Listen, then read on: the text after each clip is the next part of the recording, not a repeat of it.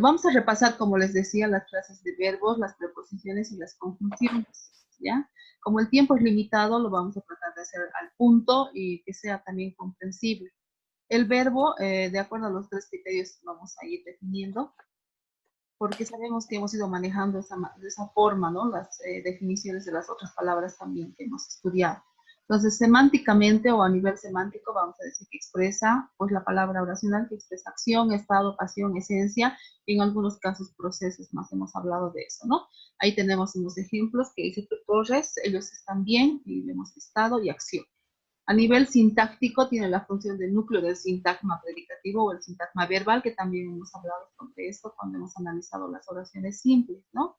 Carlos vivía lejos de la ciudad y en este caso el verbo está cumpliendo la función del núcleo.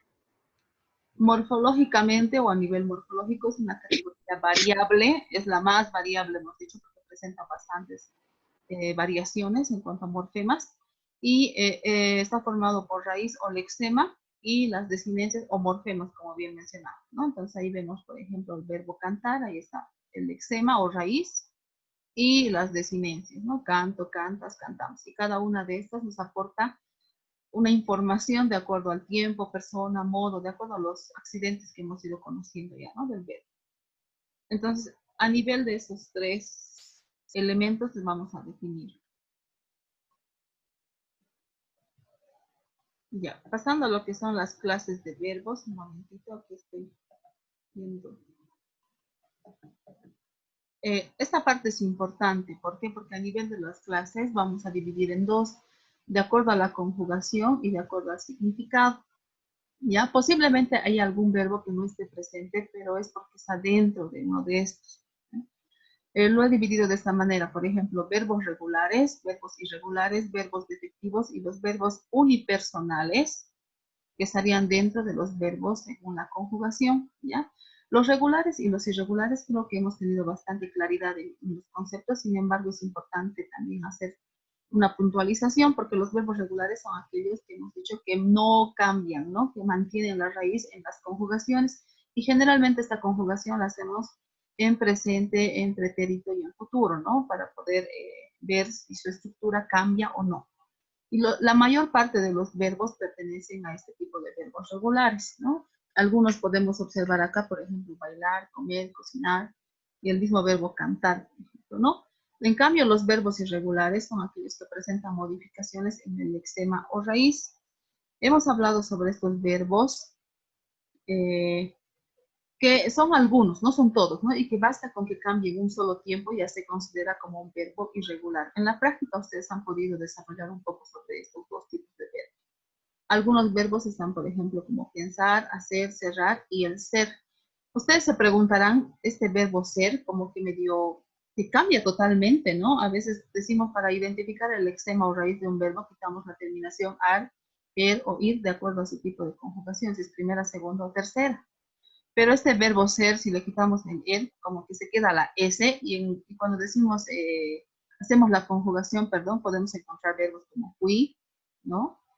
Entonces, como que ahí totalmente cambia. Entonces, este tipo de verbo irregular es un verbo irregular como un caso especial, se lo denomina como un cambio de, se llama cambios de paradigma en cuanto a forma, son casos especiales de los verbos irregulares que se pueden presentar, ¿no? Pero en definitiva sí es un verbo irregular.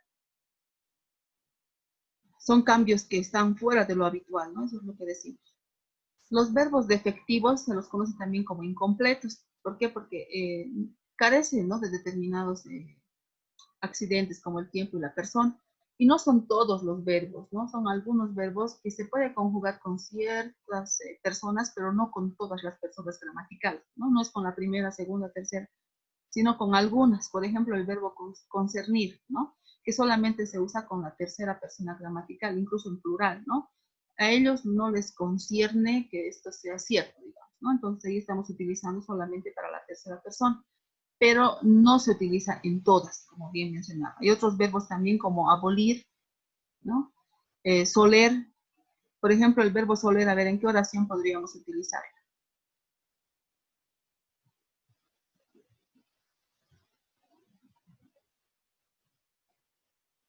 Soler, a ver, chicos, una oración. ¿Será que en tercera persona, por ejemplo, el verbo soler puedo utilizarlo? Ellos suelen ir a jugar, digamos. ¿Será que sí? Suelen. Suelen. Ya, ¿cómo sería? A ver, la oración, ¿quién ha hablado? No he escuchado. Daniela, Ellos suelen correr. ya. Y cuando decimos en primera persona, ¿cómo sería? Yo suelo hacer tareas. Ya, pero cuando decimos yo suelo hacer tareas, como que no tiene no hay una contextualización del verbo, ¿no? O sea, como que es mejor yo realizo las tareas, ¿no? O sea, como que no tiene ese mismo nivel de significado que tuviera, por ejemplo, con la tercera persona, ¿no? Entonces, estos verbos son de alguna forma, nos dicen incompletos, como que carecen, ¿no? De ciertos, que no son Y completos. se carecen de significado en sí porque no es necesario Sí, manipular esa exacto. clase de verbos. Exactamente, son incompletos, por eso decimos que son incompletos. Son defectuosos, ¿no? Por eso viene de la palabra defectivo. Gracias, Diego. Los verbos unipersonales solo pueden usarse en infinitivo y en tercera persona, ¿no? Del singular, como menciona, corresponde a fenómenos meteorológicos o de la naturaleza. Dentro de estos verbos unipersonales también se lo confunde con los impersonales, ¿no? Pero más los impersonales se los maneja como parte de los fenómenos naturales, ¿no? Entonces, está dentro de esto, por eso no lo he tomado en la clasificación, ¿ya? Porque sí utilizamos también los verbos impersonales, que generalmente hacen referencia solamente a estos fenómenos naturales. En cambio, los unipersonales no solamente es a los fenómenos de la naturaleza, sino también puede ser algunas acciones donde no se refleja a la persona, ¿no? O la acción de la persona. Por ejemplo, está muy bueno. Ahí no vemos ningún fenómeno de la naturaleza, pero sabemos que nos referimos a alguien, ¿no? Pero no está especificando directamente quién está realizando, cómo está haciendo, qué está haciendo. No hay seguridad en este país, es otro tipo de ejemplo. Y ya con relación a los fenómenos de la naturaleza encontramos, por ejemplo, granizo de golpe, o amanece muy rápido, digamos, ¿no? O anochece, ¿no? Podemos utilizar ese tipo de verbo. De acuerdo a su significación encontramos los verbos copulativos, que los que más manejamos son el verbo ser, estar y parecer, aunque también hay otros verbos que pueden cumplir este tipo de verbos copulativos, dice, ¿no? Pero más utilizamos estos tres verbos. Son verbos que vamos a encontrar en las oraciones cuando ahí al lado está un adjetivo. Se van a dar cuenta más por eso, porque hay un adjetivo ahí al lado, ¿no? Es un atributo al cual nos estamos refiriendo en la oración. Es más que expresa una cualidad, ¿no? De la persona o del sujeto del cual se está hablando en la oración. La casa es antigua y nos damos cuenta, por ejemplo, el verbo y al lado está el adjetivo. El cielo está claro, la escuela parece abandonada, ¿no? Las palabras antigua, claro y abandonada evidentemente son adjetivos y estamos ahí utilizando los verbos copulativos. En algunos casos estos verbos copulativos no van a cumplir la función que es el de unir al sujeto con el atributo, ¿no? Sino que nos expresa un estado. Por ejemplo, Carlos está en pan, en este caso deja de ser un verbo copulativo. Dentro de los verbos, según su significado, están también los predicativos, que son aquellos que encierran la idea de un predicado, es decir, de una acción, ¿no? Por ejemplo, Carlos está en pando, llegaría a ser un verbo o una oración predicativa, ¿no? Un verbo predicativo. Por eso decimos aquí estado, por ejemplo, acción, pasión, pero no estamos diciendo que puede expresar esencia, porque eso directamente llegaría a ser un verbo copulativo. ¿Ya? Y dentro de los verbos predicativos encontramos a los verbos transitivos y los verbos intransitivos, están dentro de los predicativos, ¿ya? Y dentro de los transitivos encontramos a los reflexivos, los recíprocos, y actualmente hablamos también de los cuasi reflejos, que también seguramente la persona que ha investigado sobre estos tipos de verbos ha debido encontrar, también encontramos ese tipo de clasificación. No lo he puesto acá, pero sí, también se encuentra, ¿no? Aunque en los libros de gramática generalmente no se maneja ese término, pero sí, como les digo, la lengua es viva, es un organismo que va evolucionando y se maneja también actualmente ese término. Dentro de los intransitivos encontramos a los verbos pronominales, ¿ya? Entonces, hasta aquí llegaría la clasificación. Vamos a ver cuáles son los transitivos. son aquellos que dejan pasar la acción o recae la acción sobre un complemento directo o un objeto directo. ¿Sí? Pero cuando lleva un pronombre, llega a ser un verbo reflexivo, ¿no? ¿Por qué? Porque la acción recae sobre el mismo sujeto, sobre la misma persona que realiza, ¿no? Los verbos, los pronombres que utilizamos dentro de los verbos reflexivos son me, te, se, de acuerdo a la primera, segunda y tercera persona. Lo identificamos cuando decimos, ¿no? ¿A quién? A mí mismo, a ti mismo, a sí mismo. Identificamos con esas tres frases, por así decirlo. Yo me lavo. Por ejemplo, ahí vemos que la acción recae sobre el mismo sujeto. Recíprocos, ¿no? Cuando el sujeto ya es múltiple y de acción mutua, es decir, es para ambos, ¿no? O para varios. Y van acompañados también de pronombres que serían nos, os y se, que ya corresponden a la primera, segunda y tercera persona del plural, ¿no? Nosotros nos abrazamos. Ahí vemos que la acción recae sobre ambos sujetos, ¿no? O sobre varios sujetos. Los intransitivos, todo lo contrario a los transitivos, ¿no? Son aquellos que no requieren o a veces pueden presentar el objeto indirecto, ¿no? O complemento indirecto, pero no siempre, no requieren en realidad para hacer una oración completa del objeto directo u objeto indirecto, del objeto indirecto, ¿no? Por ejemplo, acá tenemos la oración, el niño corre, aquel perro ladra mucho. Acá no vamos a identificar el objeto directo, no hay, porque si hubiera un objeto directo tendría que ser transitivo. Pero como vemos que no se presenta, entonces es un verbo intransitivo. Y como les decía, podría presentar el objeto indirecto, pero no es necesario. Cuando tienen un pronombre, esto es importante, estos verbos transitivos se clasifican en verbos pronominales, ¿ya? Y de esto hemos hablado bastante con el grupo de Daniela cuando han hablado sobre los pronombres procríticos y pronombres encríticos. Espero que recuerden que los procríticos serán aquellos que van separados del verbo y los encríticos aquellos que van unidos al verbo, ¿no? Entonces son esos verbos que utilizamos. Van necesariamente unidos al pronombre, que es un morfema constitutivo del verbo, ¿no? Arrepentirse, quejarme. Aquí vemos el pronombre y el verbo. En este caso son los pronombres encríticos. Ya, hasta ahí las clases de verbos. Yo creo que faltaría el verbo auxiliar, ¿no? Tal vez alguien que quiera un poquito complementar sobre el verbo auxiliar, alguien que ha investigado sobre este verbo.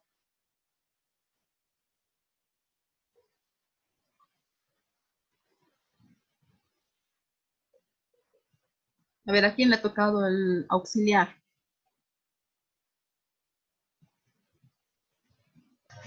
Hablé. A mí, Licen. ¿De dónde está? De identificar. ¿Quién ha hablado? Yo, Dayana. ¿Daniela? Ya, a ver, un poquito nos puedes hablar del verbo auxiliar. El verbo auxiliar es el que va a auxiliar al verbo para dar sentido a formas verbales. Normalmente está en tiempo... Dicen, solo sé que terminan en ando, endo y así. Ya, estoy yendo, digamos, ¿no? Uh-huh. Ha venido, fue corriendo, ya. Sí, en realidad los verbos auxiliares son aquellos que utilizamos para completar, ¿no? Y son aquellos que más están en las perífrasis verbales, por ejemplo, o incluso en el tiempo compuesto cuando ustedes han avanzado lo de la voz pasiva y activa, recuerdan, ¿no? En la voz activa el verbo es simple y en la voz pasiva ya presenta un verbo compuesto, es decir, un verbo auxiliar y el verbo principal, ¿no? Entonces es básicamente eso. Lo interesante sería tal vez ver los tipos de perífrasis, que no nos ha alcanzado el tiempo para ver esa parte, pero sí sería bueno que ustedes como parte de su formación revisen los tipos de perífrasis que existen, ¿no? Entonces, esa parte tal vez quedaría un poco inconclusa. Y creo que eso sería todo en cuanto a las clases de verbos. No sé si algo más tal vez me estoy olvidando de las clases de verbos.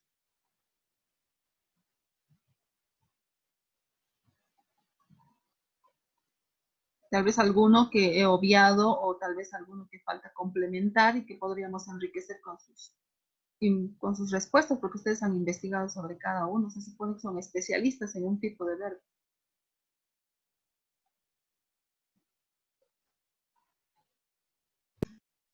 Está claro, Lice. Ya. De todas maneras les voy a enviar estas diapositivas porque creo que está bien ver también así como una mirada general, ¿no? Para ver de dónde proviene y además cómo se van clasificando. Tal vez de los cuasi reflejos sería bueno que nos hable alguien que ha investigado sobre los verbos bueno, reflexivos, recíprocos.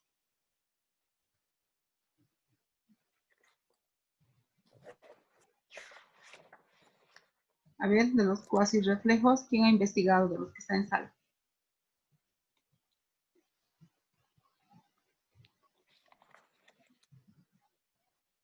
¿Ninguno? Voy a fijar mi lista, hasta ahorita estoy con mi Creo que no computadora, no están estoy listos. fijando. Ya, a ver, los Dice, cuasi reflejos. A ver, ¿quién estaba hablando?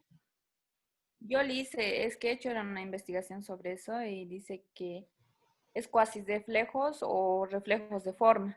Son Ya, aquellas que a pesar de utilizar los pronombres me, te, se, nos, os, os, estas sirven para dar vigor y fuerza a las palabras. Puede ser ella se durmió sola, un ejemplo. ya, pero no es que la persona está realizando una acción, a eso se refiere. Ujú. Ya. Por ejemplo, en la oración, gracias, Rosilia, ella se murió. Por ejemplo, ¿será que esa acción ella ha querido realizarla?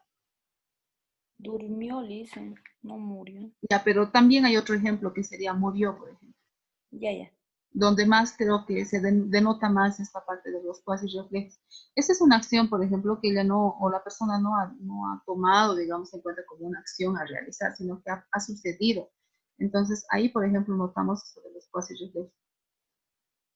Y también hablan, en la gramática moderna se habla de los pseudo-copulativos, que también como que son los falsos copulativos, como que parecieran copulativos, pero en realidad no son, ¿no? También sería bueno ver esa parte porque son clasificaciones, como les digo, que no están en todos los libros de gramática, pero que están apareciendo, ¿no? Que han ido surgiendo una nueva clasificación. Por eso la lengua es un organismo que va cambiando, va modificándose. Ya, en cuanto a los conectores, la conjunción y la preposición, rapidito lo vamos a ir viendo para que podamos explicar lo de la semana 4. Yo creo que aquí solamente es importante decir que semánticamente o a nivel semántico, tanto la conjunción como la preposición no tienen un significado propio, ¿no? Solamente la función es el de relacionar ideas, palabras, oraciones, ¿no? Morfológicamente es invariable porque no presenta estos accidentes de género, número, por ejemplo, no tiene ningún tipo de variación. Y sintácticamente, como les decía, para enlazar, coordinar dos o más elementos que pueden ser subordinantes o pueden ser también coordinadas, ¿no? Básicamente esa sería la definición. Como les decía, coordinantes y subordinantes. Aquí podemos un poquito destacar que coordinantes cuando son del mismo nivel sintáctico, es decir, ambas son iguales. Y subordinantes cuando una es principal y la otra se supone que depende de la principal, ¿ya?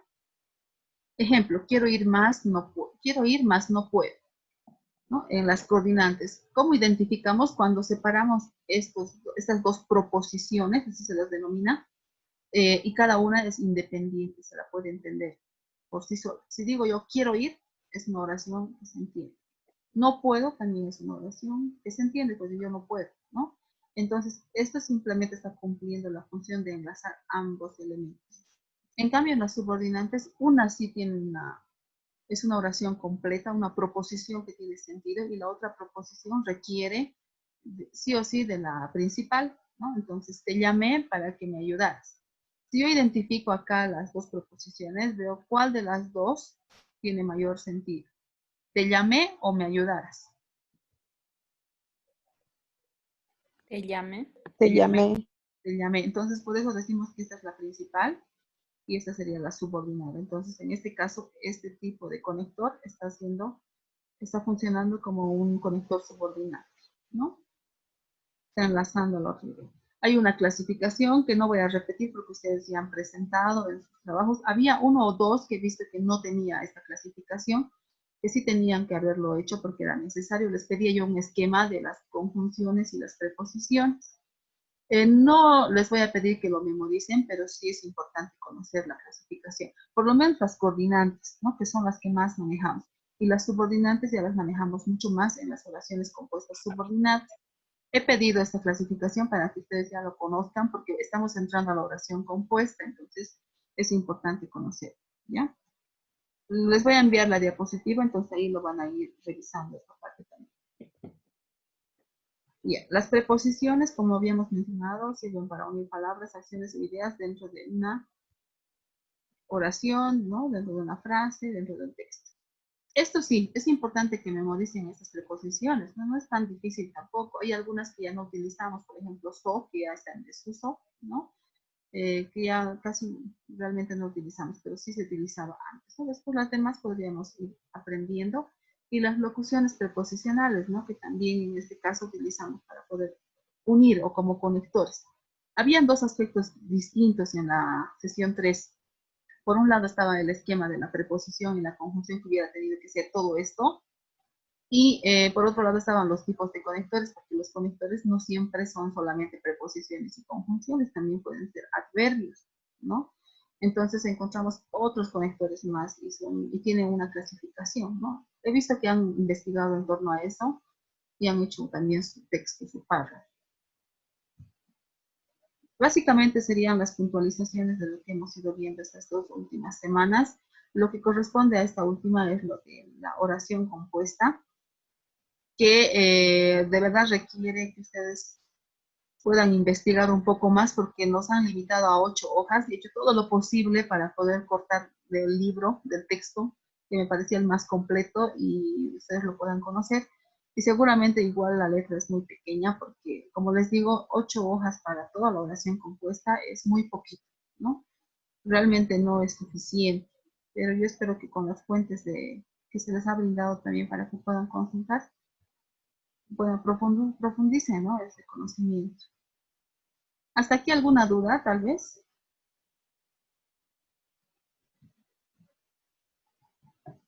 Si no hay dudas, pasaré al plan de sesión, que es muy similar a la mini quest que han trabajado la anterior, con la diferencia de que aquí se les presenta un estudio de caso, pero, bueno, no con la diferencia, sino con la diferencia que tienen que hacer ustedes una propuesta, mejor dicho, ¿no? Propuesta que de seguro va a ser fácil de realizar porque ustedes ya tienen experiencia con la PEC, han ido trabajando ya 2 años seguramente con este tipo de trabajos. Simplemente tal vez lo que les digo es en cuanto a la especialidad, ¿no? Profundizar los conocimientos de la oración compuesta. Está el texto que yo espero que ya hayan descargado y también lo hayan impreso para poder leer, porque como les digo, se ha condensado la información, ¿no? Después tienen que ingresar al enlace. En este enlace les permite encontrar el trabajo que deben de realizar. Estoy dividiendo ese trabajo ya en 2. En realidad son 200 puntos porque hay una práctica que sí o sí tenemos que efectuar. La primera parte les habla sobre el propósito, ¿no? Hay que leer un poquito más sobre qué consiste el trabajo que deben efectuar. El estudio de caso, que también espero que ya lo hayan leído. El caso de la profesora Amanda nos habla sobre eso. Y en análisis e indagación está lo que son las preguntas que deben trabajar, que les va a servir para trabajar su propuesta, y tienen también la práctica de la oración compuesta. Esta práctica tiene un valor de 100 puntos, por si acaso es aparte, por eso les digo que es importante que lean el documento en PDF para poder entender esto, ¿no? Y la realización, como les digo, el producto es una propuesta, ¿no? Que está ahí ya, están los puntos a tocar sobre la estructura. También les dice la cantidad que debe tener la introducción, un párrafo, la identificación del problema, 3 párrafos, y bueno, toda la estructura. No sé si tienen alguna duda sobre esto.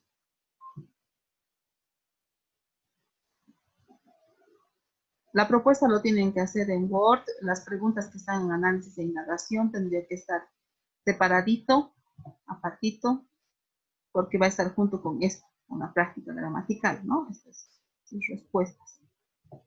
Y la propuesta va a estar aparte, es individual, por si acaso, no sé